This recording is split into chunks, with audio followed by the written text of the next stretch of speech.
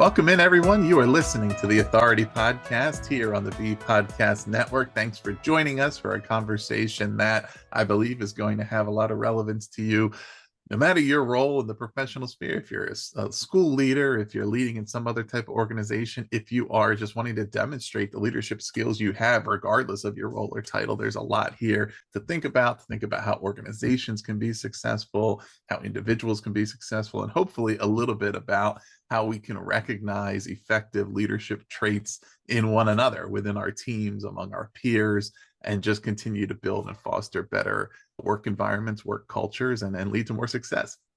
My guest today is Damon Lembi, who is a two-time best-selling author. He's the host of the Learn It All podcast and CEO of Learnit, which is a live learning platform that has upskilled over 2 million people. Drawing from his prior baseball career, Damon brings an athlete's perspective to leadership. Through his journey, he has gained invaluable insights into what helps organizations grow, how great leaders learn, and why Learn It All companies outpace their competitors every time. His latest book is called The Learn It All Leader: Mindsets, Traits, and Tools. Damon, welcome to the show. Ross, happy to be here. Thanks for having me. So there's a lot to kind of build around here. A lot of topics that I think regular listeners of the show will recognize as things that typically interest me, and things that are really valuable and critical. I wanted to kind of start by building out of this quote or phrase that I read while reading up on the book, which is, great leaders aren't born, they're not made either, they're in the making. They're constantly creating and recreating themselves, their companies, and their leadership, which I think starts to set the context for what it means to be a learn-it-all leader versus the know-it-all leader. Can you expand on that a little bit? Tell us about what it means to be the learn-it-all leader and how that might contrast with what some people are thinking about, and this process of, right, that it's a continuous process of always being in the making. Sure. Because a lot of times people think, well, you're just either born a leader or you're not. You have it or you don't. And I want to say that's absolutely not true. I think we all have the ability to be leaders. And, I consider leaders to be, we're all leaders, right? So whether you're a parent, whether you're a school teacher, whether you're leading a Fortune 500 company, we're all leaders in our own way. And the difference between a learn-it-all leader and a know-it-all leader, a know-it-all, starting off with that, is somebody who comes in, we all know them, hopefully you're not one of them, who has all the answers, everything, they have everything figured out, right? They're not open to other ideas. This is how we do it. This is how we've always done it. And they know more than everybody else. To contrast that with the learn-it-all leader is somebody who has an open mind, who's humble, curious, and has an insatiable appetite, I like to say, for learning. And they always know that there's more out there. There's people who are smarter than them in different areas.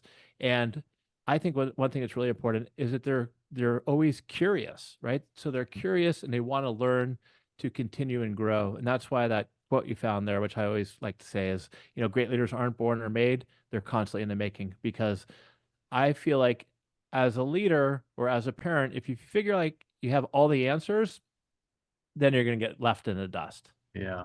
What's required to make an intentional mentality or like mindset shift toward learn it all leadership? Maybe someone's already in a position where they've been in leadership and they either recognize that maybe they have been doing a little bit more of the know-it-all approach, or they're not totally sure, but they want to be more intentional about it. What are some of the things they would want to know about and commit to? Well, I think it's a great question. And there's not a lot required. It's just having an open mind and being curious, and realizing, again, that there's always more to learn. And you see, honestly, it's a little tough to change somebody from being a know-it-all to a learn-it-all. It's kind of funny, when my book first came out, I had a lot of people that I know who are total know-it-alls, and they'd be like, "Oh, I'm a learn-it-all. I know that, this and that." But at the end of the day, to be a learn-it-all, it just means that you want to, from a team perspective, you want to surround yourself with good people. You want to give them the space to be able to provide information, to take the lead on different things, and that you foster a culture where everybody's learning from each other, Mhm. right? So instead of an organization that's run by a know-it-all, where a lot of times whether it's a small business owner or a leader of a team, they're actually the bottleneck in the organization because everything has to come through them, right? Yeah. They have all the answers. Nobody's allowed to make a decision. If you go against the boss, well, you might either get fired or put in your place. So the know-it-all organizations typically have a yes mentality, where a learn-it-all cultures, people have they feel like that there's psychological safety where they can approach and give their leader feedback and share ideas. And so that's really the difference between the two. And as somebody who wants to go from a know-it-all to a learn-it-all, it's just having enough self-awareness to see what side of the fence you fall on. Yeah. I'm wondering about the core assumptions, I guess, of the different models of leadership. I ask because it's coming to mind. We recently finished, or we're actually still sort of in progress on it, but we've conducted the bulk of it, a partnership campaign here with Reading is Fundamental for National Literacy Month. And I had a lot of conversations during that about the science of reading, practices that have proven to be effective over many decades, but which we, as an education system, haven't remained consistent in committing and having fidelity to them. And trends have gone in a bunch of different directions. There still are a lot of people who believe that there are different, multiple approaches that work when the actual evidence and the science has been consistent for a long time about how to teach reading. And we talked about what are some of the reasons why that's happening. Why do people change something that's working, or why is there not clarity after all this time about everybody having a consensus on understanding what works? And some of the reasons are things like, I think, the assumption that something better is always going to come along, right? That when we know something that's working, but we just assume, well, the more that we look into this or the more different things we try, there must be something, because the way that it was done a long time ago can't possibly work anymore.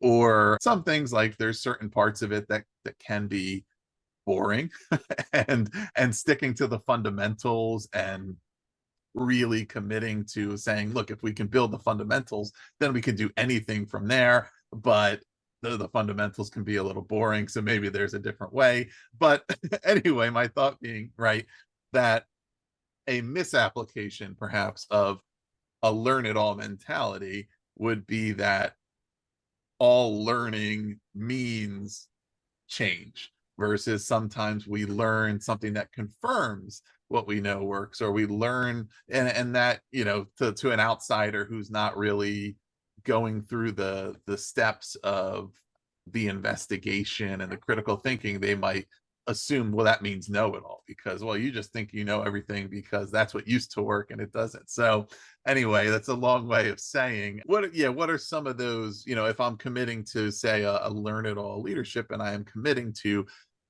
constantly evaluating, right, reflecting, investigating, learning about new things, but then being able to critically think and compare and contrast them to other approaches and figure out what's best for me, for my organization. What are some of the assumptions we would go into that with about where it would lead to, I guess, and what actions are expected as a result of my learning or are not expected? Well, that's a great question, and there's some good insights in there. I'm not I don't know exactly about your the study you did on reading, but one of the things that I'd like to say first and foremost is that I don't think everybody learns the same way. I think different people learn different ways, and so I think that there needs to be flexibility. Some people are visual learners, or some people like to take live classes. Some want to, do it through coaching or on-demand videos. So I think that there needs to be flexibility in I don't know whether it's teaching reading or whether it's teaching leadership or even how to hit a baseball. So everybody learns different ways and have different approaches. When it comes to learning overall, I agree with you. I don't want to run an organization where all we do is just learn all the time, and do change just for the sake of change. It's got to make a difference, right? And it's got to make an improvement. And there's a saying I heard by a guy named David Katz, who's awesome, who said, "Learning without doing is treason." And what he means by that is, if you sit there and you read 100 books, or if you're constantly learning and you're not applying it, or you're not executing anything that you're working on, then it's kind of a waste of time. And sometimes the way that things are set up right now, they are the very best. And so let's not just change it to change it, but if there are ways to iterate on things and make them better, especially in the education system, where maybe it needs a little bit of an advancement. Hopefully, people are open a little bit to change. Mhm. And I'm on an advisory board for a small private college, and they're trying really hard to get out of some of the old mindsets and adopt to new ways of learning. And I'm really proud of the work that they've done. So it's just having the mindset of being open to change if change is what's important. But like you said, let's just not just spend all our time learning, and not advancing ourselves in a direction that makes the most sense for our school system, for our education, for our teams we coach, because then you're just going down a rabbit hole of, just going down a rabbit hole. Yeah. Yeah. I mean, I think it brings about the necessity of understanding goal setting, right? Because there's maybe a spectrum where at one, the one end is a lot of things are broke, but we're not even trying to fix them. Then Right. above that is the if it's not broke, don't fix it mentality, which can lead to a lot of complacency and not a lot of forward thinking. Maybe all the way at the other end would be let's constantly just try to fix everything, even if we don't even know what's working, what's not, or what we're trying to do. The let's just learn all the time and maybe do things all the time, but not really have a plan.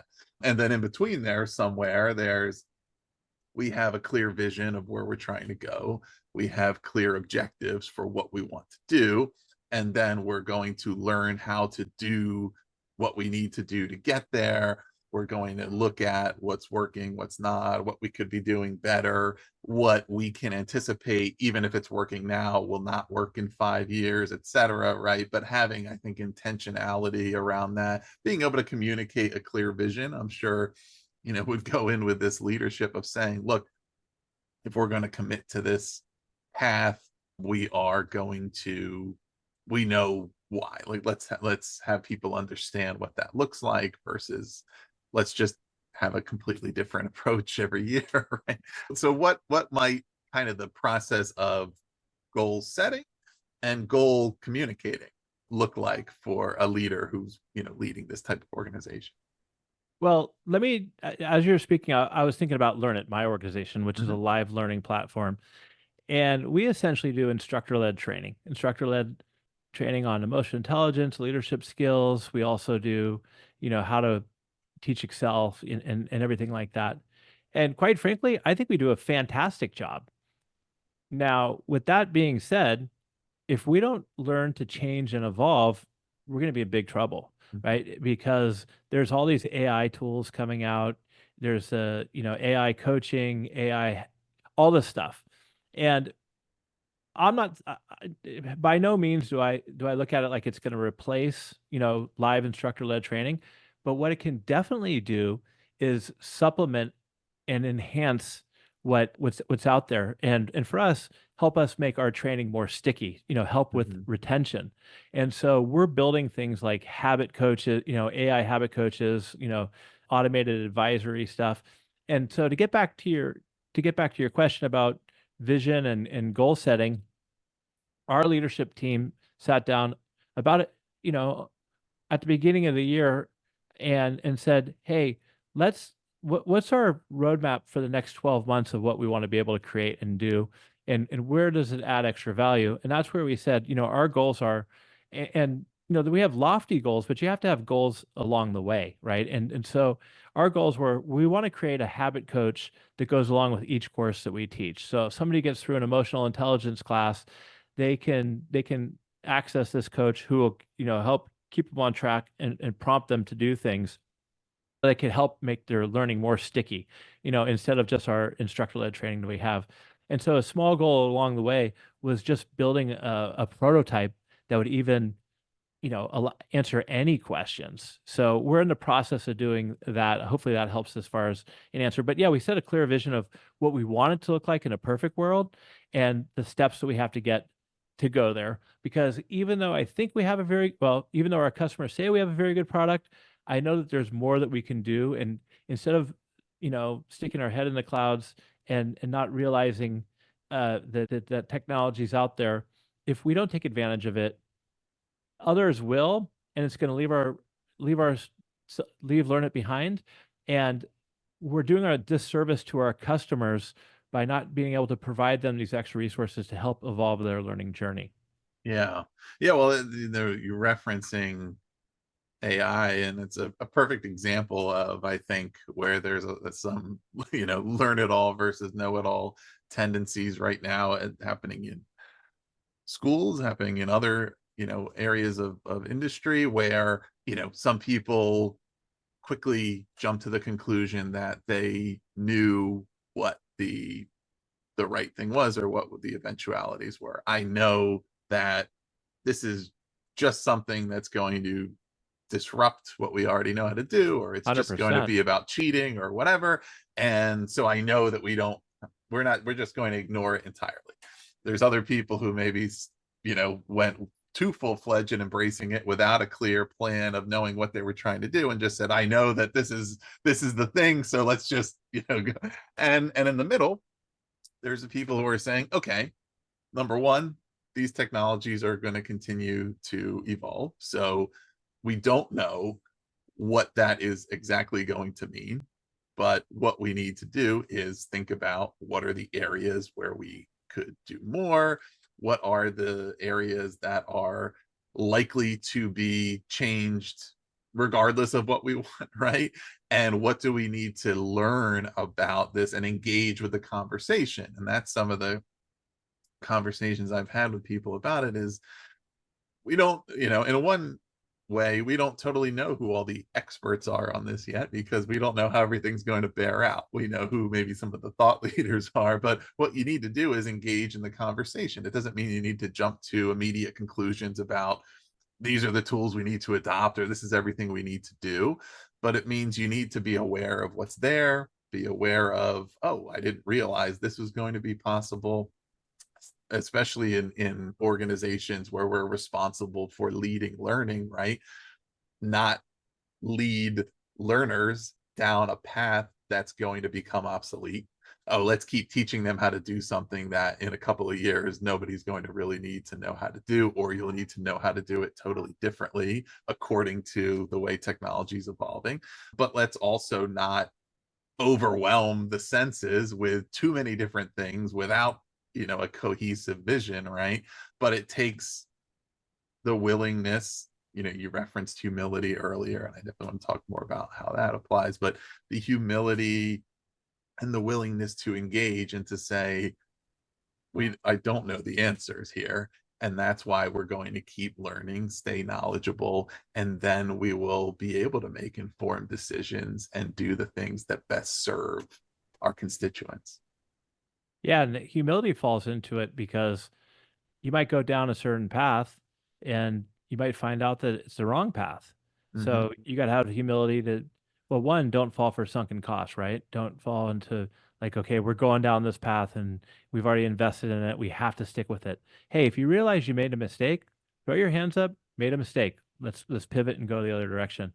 What I like what you really said was the different spectrums of, let's just take AI again, right? Well, you have some people in the learning field, whether it's, again, K through 12 or college or B2B like what I'm in, who are just adamant they don't want anything to do with it, right? They're just gonna pretend like it doesn't exist.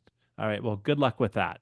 You know what I mean? Yeah. Good luck with that because it's here to stay and it's gonna be involved. Then you have the other people who go way overboard. They just jump 100% the other direction when a lot of this stuff isn't even working yet, right? And like you said, you don't even know who the thought leaders are. And I mean, well, maybe we know who the thought leaders are, but we're not sure what technology is working. And you also have to be careful about investing too much in it right now because it might just come out organically without having to spend a ton of money in 6 months. So finding a happy medium, what I like to say, starting small, and Mhm. just start small and test and get something, try something out and just I think that that's important too. Like even in my organization and some of the customers that we work with, they're a little resistant to AI, and to expect them to go from 0 to 100, that's impossible. So I mean, or it's just not going to work. But maybe you get them to dabble in it a little bit, Yeah. and just maybe it's just dabble in it a little bit and get some confidence with it and take small steps instead of going one direction or the other. I really think is the best way to go about it. So getting back to that humility piece, which I think is going to be part of this, but I'm wondering about how a learn it all leader presents, him or her, what kind of demeanor a learn it all leader may have, right? In a situation where they're working with people of whom they are the quote unquote leader, but how might they act? How might they engage people? What are some of the things that we might expect to show up in somebody who is approaching leadership in this way versus maybe the image people have in their heads, or what that know-it-all leader might look like, or what most people who haven't thought that much about leadership, right? If you just walk up to the street and said, when you think of a leader, what do you think of? What they might even say, even if that's not the type of leadership they would like to, right, be led by, but it's just, there's images all of us have in our head of what a quote unquote leader is that may or may not correspond to effectiveness.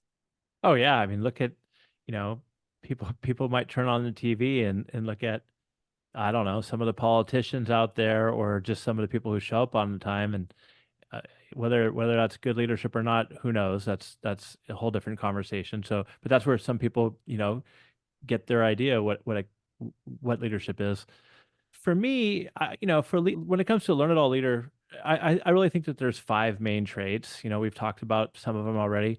It's humility, curiosity, integrity, courage, and also accountability. Those are really the traits. We talked about humility a little bit. When it comes to the start, when it comes to integrity, you think it's expected, right? Okay, well, you gotta lead with integrity. That's not necessarily the case. And what I mean by integrity, really, I'm not talking about doing something illegal versus not illegal. That should just be, a no-brainer. But integrity to me means that a leader who says doesn't overpromise and underproduce. If you say you're going to do something, then do it, right? If you're going to be there at a certain time, show up on time. And I think if you don't have integrity, you're going to have a very difficult time gaining trust from your team. You have to earn trust, and I have a hard time imagining a successful team where teams don't trust their leaders because they don't feel like their leaders have integrity. The other trait I think that's super important, well, we talked about it a little bit, but curiosity, I think, is the thread that kind of runs through everything, is just being curious, open, asking great questions. I think some of the best leaders out there, you have a conversation with them, they make you feel like you're the only person involved around, right? They're just listening and they're actively interested in what you have to say. And I think curiosity is super important. Also, when I talk about courage, I'm not necessarily talking about what the amazing things that people in the armed forces do and that the courage it takes to go out and do that.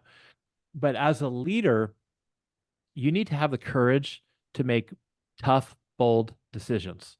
People want to follow people who aren't afraid to make tough decisions, right? If you have somebody who's wishy-washy and you get a decision paralysis, I mean that people, they don't you lose trust in them, right? So I think it takes courage to be a great leader. And how they and that comes back to, how do you present yourself? Look, I said humility. I think vulnerability is important, but it's vulnerability with confidence. I mean, sure, hey, I made mistakes. Help me out with this. But at the end of the day, you also have to show the confidence like, hey, yeah, I messed this up, but this is how we're going to figure it out. right? So it's being an open book like that, but also not being, a weeping or a weak CEO or a leader. So it's kind of a fine line, right? Because people want to see that you're human, that you're vulnerable, but on the other hand, at the end of the day, if somebody's working for you, or they're sending their kids to your school, they want to be able to trust that they're putting their time, money, investment, and their lives in your hands, that they have somebody who's a strong leader.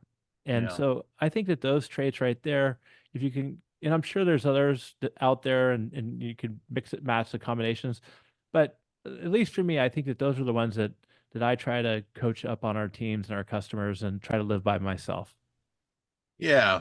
Yeah. And I mean, this conversations about leadership always make me think of these three cons of leadership that I've thought about and written about a few times.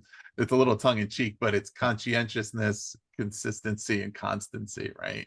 That they're positives, but the conscientiousness being like a good leader is somebody that we know that they're committed to the mission, right? We know that they are thoughtful and mindful about their work. We know that they are mindful and thoughtful about the people they're leading and what their role is as a leader, and they take it seriously. And right, consistency, there's a logic to the thing we do.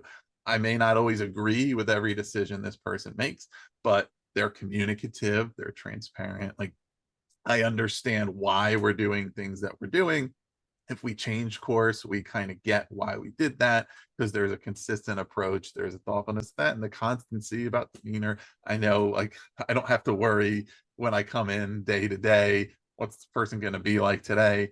I have a question for them. Can I approach or not? There's somebody that is a presence that we know that we can rely on and it's reliable. And like, you can, those can apply to people in different ways, but I always think of them as three things to say, okay, if I'm somebody who, you know again, you're only a leader if people are willing to follow you, right? So if I'm thinking about somebody that I would want to follow, or I want to be the type of leader that people are willing to follow toward an organizational goal, what are some traits that would say okay, right? Because we there's never a situation where you can always please everybody all the time, or everybody always Nope. thinks you did the right thing or made the right decision, or everybody even thinks you're the smartest person.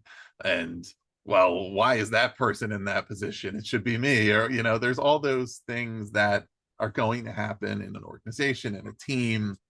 But can you get people to at least see, like, this is what we're doing, this is why we're going to do it, um, we can buy into this, and we can see where it goes, and we're also willing, to your point, to continue evaluating and say, look, we did this, we thought it was going to be the right thing, it didn't work, we're going to change, and here's why. But I can live with that if I understand that there was a rationale to why we did that in the first place, right? But if it just seems like haphazard at the whims of, well, this person just is doing this because it satisfies their ego, or I have no idea why we're doing what we're doing, and I can't even feel like I can make smart decisions about what I should do in my job because I have no idea what the organization is doing or why they're deciding things, right? It makes everybody better when there's a willingness to, and I think that's, the humility plays into that part too, the transparency and communication piece,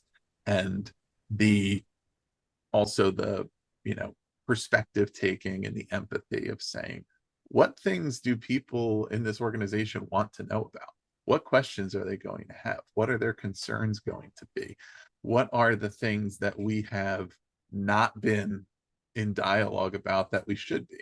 Right? I think organizations tend to categorize too many things as proprietary information or need to know basis kind of stuff, where it's like, okay, what is the practical application of all this information to everybody around the organization? It doesn't necessarily need to be that they're directly involved with that process, but it means that, again, it communicates the other things. It communicates the conscientiousness. So here's the process we're going through, right? Here's how we're thinking about this. It communicates strategy to say, hey, it might make you better in your role because you're thinking about strategy in your role, because you understand the strategy we're going through and all those kind of things. And it's just, it increases trust, right? Because now I no longer feel like, well, they must be hiding something, or I have no idea what they're doing, or I don't know why they're doing what they're doing, and I don't know where their heart is, and I don't know what they're thinking about. And so I can't I can't trust them, right? Not that I want to mistrust them, but they're giving me no evidence that I should trust them. So, I think it all kind of relates to what you described there. I don't know if you agree. I do agree. And one of the things you said, which is miserable, is working for somebody. And I played for baseball coaches like this, where you never knew what you're getting when you walked in the morning. You Mhm. never knew what the mood was going to be like, right? And so, one of the things you said earlier was consistency. And I think leaders need to be consistent. They need to be consistent with their messaging. They need to be consistent with their approach. Of course, you want to be able to pivot when you need to pivot, but it's uncomfortable and not a great environment to work in, where you come to work in the morning and you're going to look at the body language of your boss or your leader to determine how your day is going to go, right? Do I approach this person? Do I leave them alone? Right. What's going to go on? That's miserable. And one of the other things you said, which I think is important, is when it comes to decision making, understanding what the process is like. Uh, a lot of times I feel like people don't understand the process for the decision making, and people will come with ideas, and then these ideas will get shot down, and they don't know why it was shot down. They don't know why they're going in the direction that they're going in. I'm a big believer that there's all different types of decisions. That's a whole nother conversation. But let's say that you have an environment where people are, that you want them to come with ideas, and on decisions. Say, like, we're going to we want to do this, but we want to figure out how to get there. Come with the ideas. So you get your team members to come to the ideas, you hear them out, but they need to know who's the decision maker in the situation. Is it the CEO, or is it a little panel, or whatever it is? And at the end of the day, if we don't go with your decision, what we do need for you to understand is that we heard you out, and we need you to get behind whatever decision we made. Right. So just so they, if they understand the process, you give them the time to speak. And then if their decision doesn't get chosen, then they get behind the team and go in that direction. And I think if you do that, Ross, I think that you're going to get people who will continue to come to the table with ideas.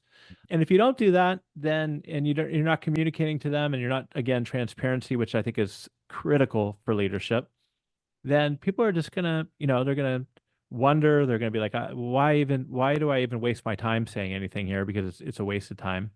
So yeah, I think consistency, communicating, and just I think a lot of it comes down to self-awareness, just being aware of how you're perceived by others. Because when you're a leader, you're pretty much always on stage, right? So good or bad, people are always looking to see what's your body language like, what's your tone over email, and you just need to be aware of that. That's something that it took me personally a long time to understand, because we all have bad days, right? So even though we all have bad days, you still need to show up in a way that's professional, and something that's not going to either, worry your team or make them feel like you're an inconsistent or just somebody that they shouldn't trust.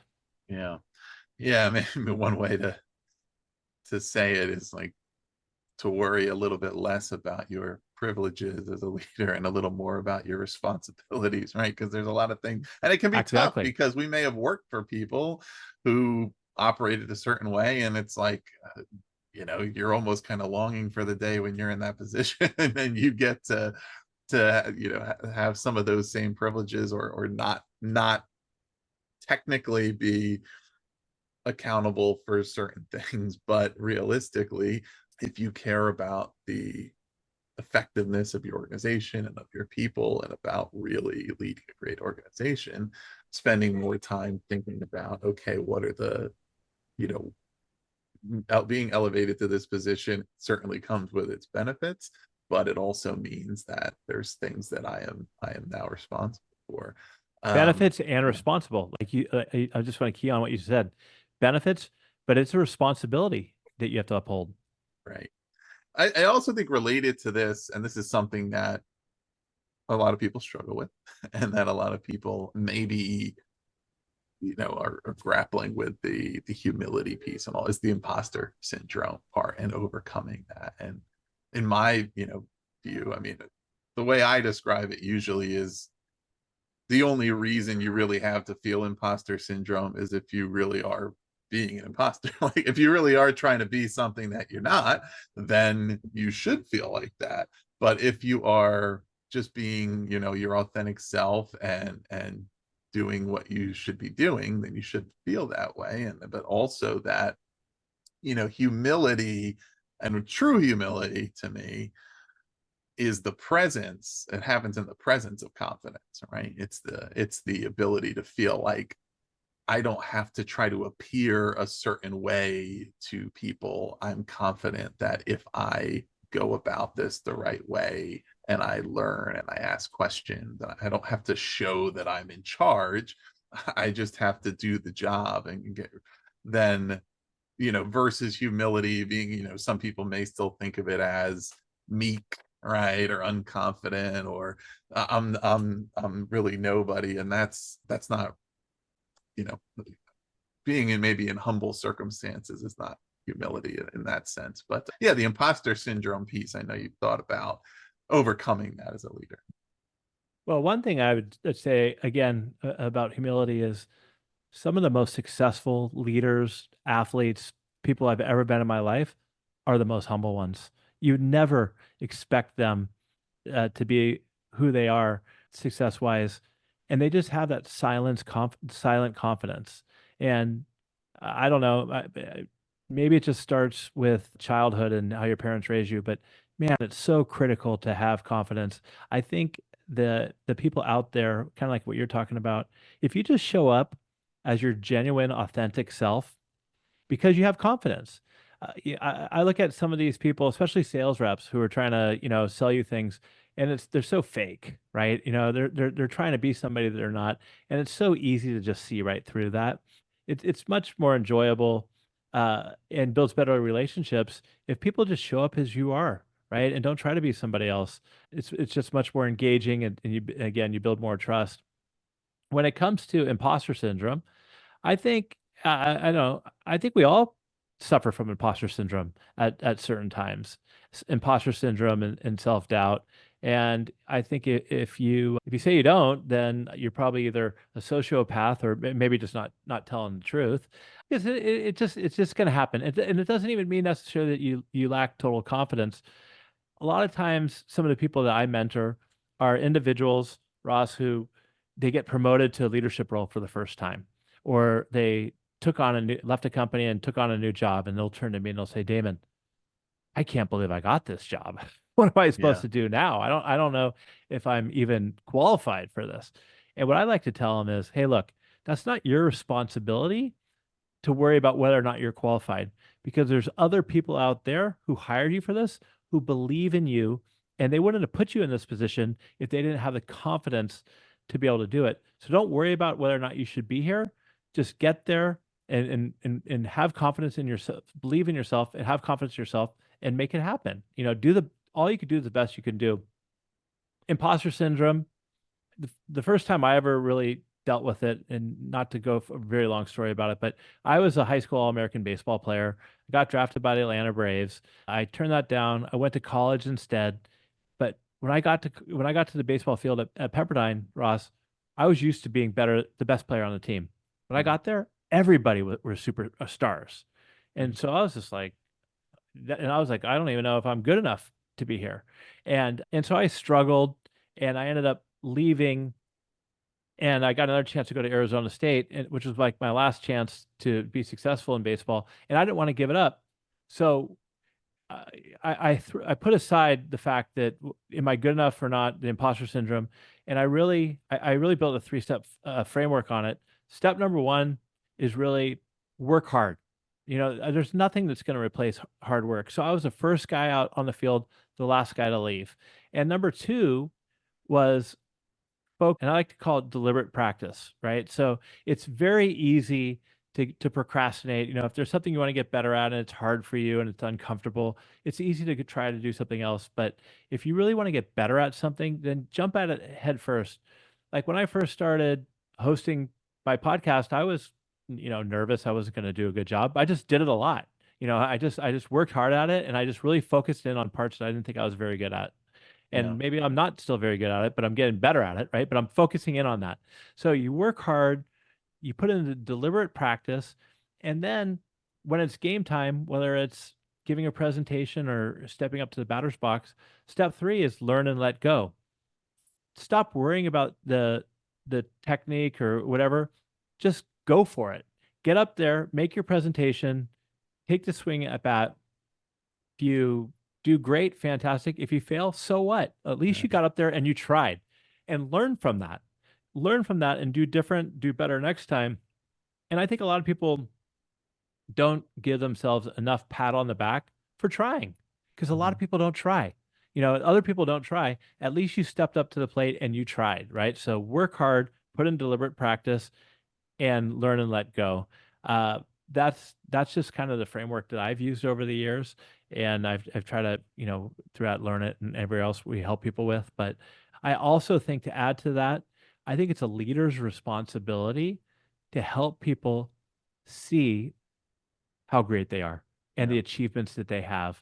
There's so many times where I've had maybe a younger individual, 26, 27 years old, and you could tell they're kind of down on something. And I was like, I'd highlight for them the accomplishments they've already accomplished. I'm like, what are you talking about, man? Look what you've done. You've done this, this, and this. You got to be Mhm. proud about that. Sometimes people forget about that, right?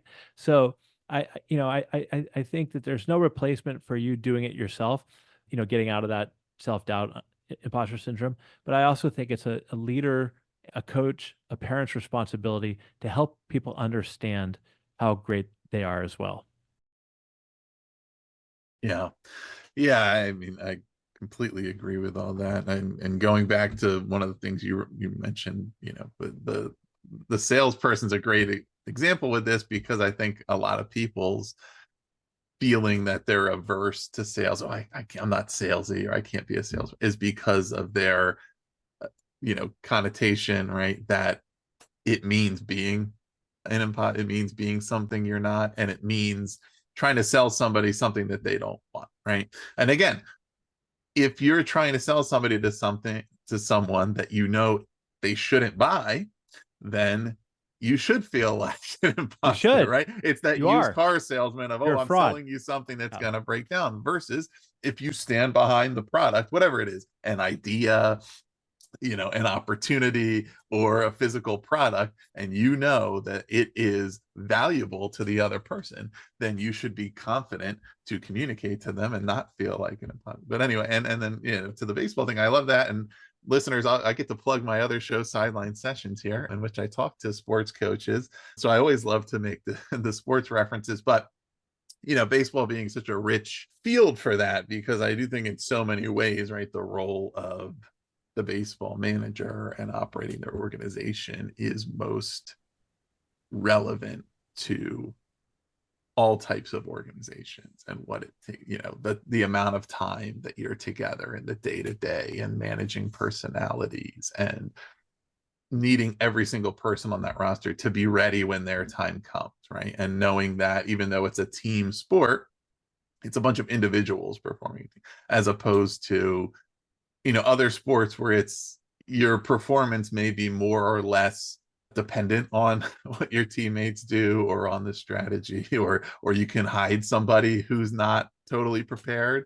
When you're up at the plate, you're by yourself. It doesn't matter who your teammates are, you're either going to perform or you're not. If you're on the mound, you're either going to throw a strike or you're not. Nobody can make you do it, right? But ultimately, you have people who are depending on you to do your part, and you have to be willing to get up there, as you said, and give it a shot. The spotlight might be on you. People are looking at what you do. You're going to fail at least as much as you succeed, but you have to be willing to get out there and do it. And I think that relates to also, we're kind of getting towards time here, but I wanted to sort of tie this together with one final piece, which I've talked about here before, but you write about focusing on elevating strengths over improving weaknesses, right? Which is something I think applies in sports, of saying like, the more time we're always worried about what this person's not good at and trying to focus on that, they could get a lot better at the thing they're already good at. And that could be more valuable to our team if everybody gets better at the things they're good at versus worrying about strengthening. And the same thing with organizations, the same thing with just, I think, the pressure we put on ourselves, right? To say, oh, I need to focus all my learning on the things that I don't know as well or I don't do as well. Well, have you reached your full potential at your strengths? Because if not, there might be unlimited growth that you could achieve there. But yeah, tell us about that, why that's your perspective, and what benefit you think that brings to organization. Yeah, and I'm curious. I think we're on the same page with this, but I am curious, and please tell me if you disagree. But I prefer to focus on people's strengths, and I think it's important as a leader of an organization, or using the baseball analogy, on people's strengths. Mm-hmm. In baseball, somebody might be able to play third base because they have a great arm, but they're better as a relief pitcher. So as Mm-hmm. a coach, you need to understand where to put your that person in to have the most likely chance of success. And that's part of the coach's responsibility, instead of just hammering on trying to getting them better on their weaknesses. Now, I'm not opposed to improving weaknesses, sure, but if somebody's good at something, they're probably a little bit more passionate about it anyways. And I've kind of felt like it's it's a low hanging fruit, and a lot left, a lot easier, and adds a lot more value to focus on those weaknesses. Because just like Mm-hmm. you said, Ross, maybe you haven't maximized that strength. So let's take that your strength from an 8.5 to a 10. Let's keep focusing on there. Right. And when it comes to a team, you know, everybody can't be great at everything. So your responsibility as a coach, again, is to take these puzzle pieces, these position players, and figure out who is strong at what, and create a cohesive team that kind of holistically covers everything. So you got to be aware, you got to be curious what people are good at, and you want to focus them on their strengths. I mean, I've had at Learn It, and I talk about there's like 3 or 4 different stories in my book about it, but one of my favorites is this guy Joe Patty, who showed up at Learn It and was as a sales guy. And he worked his butt off. He made 100 calls a day. Was friggin' miserable doing it. But he had such a great attitude and a great personality. And so I sat him down, and I was just like, this obviously isn't working out, but you're great. You're you're great for our culture. Else what else do you like to do? And he's like, well, I was in shows in school, and I studied computer science. And I'm like, okay, let's give you a shot as an instructor. And so he's been crushing it as an instructor for 5 years for us. Mm-hmm. Now, I want to say that by saying, if for all you listeners out there, if you're a leader, if somebody's failing at their job, that doesn't mean you automatically need to try them somewhere else. Maybe they're not a good fit and you could let them go. But if you have somebody like Joe Patty, who has a lot of has values that align with your organization, and you could see something in them, then maybe try to put them in a position, to be successful. And that's exactly what happened with Joe. We took him out of sales, put him into instruction, and it aligned with his passion and his strengths, and he's been fantastic ever since.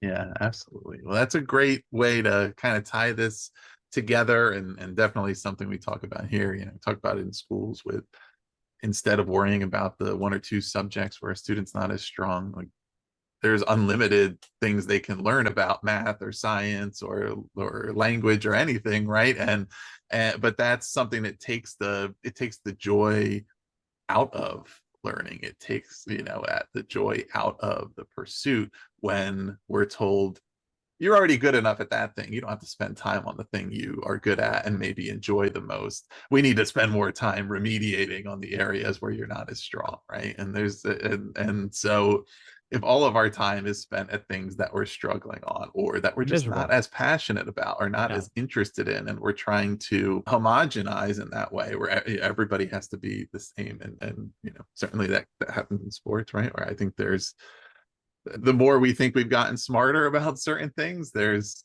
great players from 50 years ago that would never get an opportunity today because their weaknesses are what we would focus on versus their strengths. But it applies to everybody. So these are all great ideas. And listeners, you can find the book, The Learn It All Leader, on Amazon or wherever you get your books. Damon, I also have your podcast. Anything in particular you want people to check out? Yo, check out my podcast, Learn It All podcast. I have a lot of fun doing that. And connect with me on LinkedIn at Damon Lembi. And of course, you can check out classes at learnit.com. Excellent. All right, listeners, we'll put all the links below. You can check all of that out, make it really easy for you. So there's a lot there and there's a lot more. Trust me, I had a lot more ideas for our conversation that we didn't even get to. So there's much more for you to read in the book, hear about on Damon's podcast, and see what kind of resources Learnit also has for you. Check all of that out. Please do subscribe to The Authority if you haven't already. We have a lot more great conversations coming your way, or visit bpodcast.network to learn about all of our shows. Damon, thanks again for being here. Ross, it was a pleasure. Thank you.